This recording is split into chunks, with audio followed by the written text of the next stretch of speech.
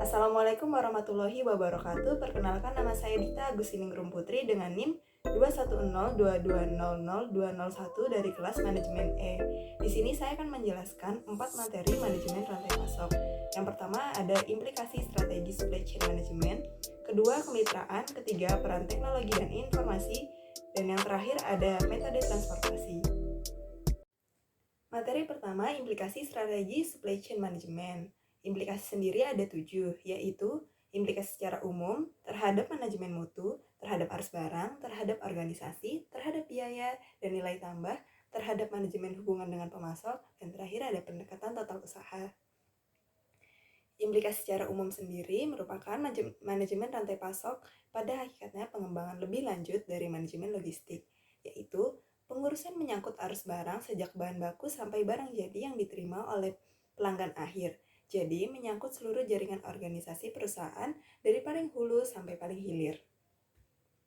Implikasi terhadap manajemen mutu. Pengertian mutu tidak lagi hanya sesuai dengan spesifikasi, tetapi lebih luas dari itu, yaitu segala sesuatu di luar harga yang dikehendaki oleh pelanggan, seperti waktu penyerahan, keandalan memenuhi janji, bentuk atau estetika dan ketahanan produk, keamanan produk, dan layanan purna jual. Implikasi terhadap arus barang terdiri dari pengawasan inventory, sentralisasi inventory, dan manajemen lead time. Lalu ada implikasi terhadap organisasi, yaitu bentuk organisasi, komunikasi terbuka, serta pemikiran secara win-win. Materi kedua ada kemitraan dalam bisnis, yaitu ada konsep kemitraan bisnis, prinsip-prinsip kemitraan, tantangan dalam kemitraan bisnis, dan total enterprise. Konsep kemitraan bisnis ada tujuan yang sama, yaitu have a common goal, saling menguntungkan, mutual benefit, saling mempercayai, mutual trust, bersifat terbuka, transparan, menjalin kerjasama jangka panjang, long-term relationship, terus-menerus mengusahakan perbaikan dalam mutu dan biaya. Kemudian prinsip kemitraan, mempunyai tujuan yang sama, saling menguntungkan, saling mempercayai, bersifat terbuka, mempunyai hubungan jangka panjang, dan perbaikan dalam mutu dan harga atau biaya. Tantangan dalam kemitraan bisnis. Tantangan pertama yang harus dilakukan dalam program kemitraan bisnis adalah masalah internal, mulai dari dalam organisasi perusahaan, kemudian dari apa yang sudah dilaksanakan, lalu berkembang ke arah hulu atau hilir. Materi ketiga, peran teknologi dan informasi, terdiri dari perspektif teknis, perspektif manajerial, enterprise value network, supply chain management versus customer relationship management, supply chain management, komponen konsep supply chain management, dan terakhir customer relationship management.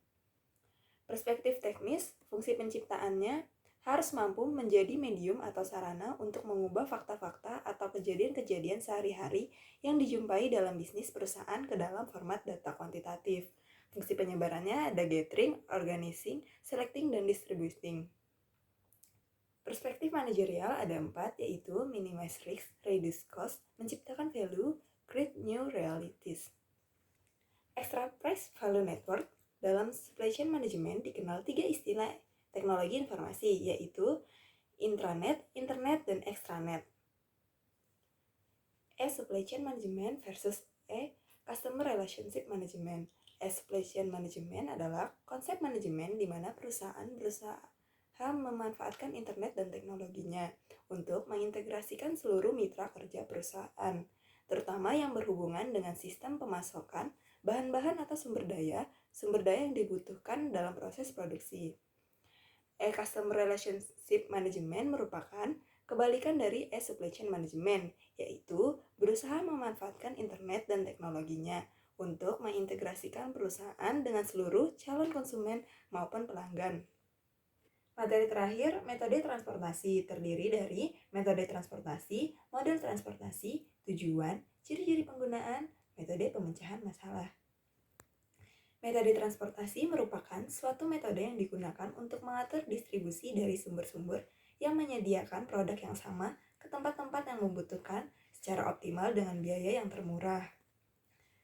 Model transportasi merupakan salah satu bentuk dari model jaringan kerja atau network, suatu metode yang berhubungan dengan distribusi suatu barang tertentu dari sejumlah sumber ke berbagai suatu tujuan.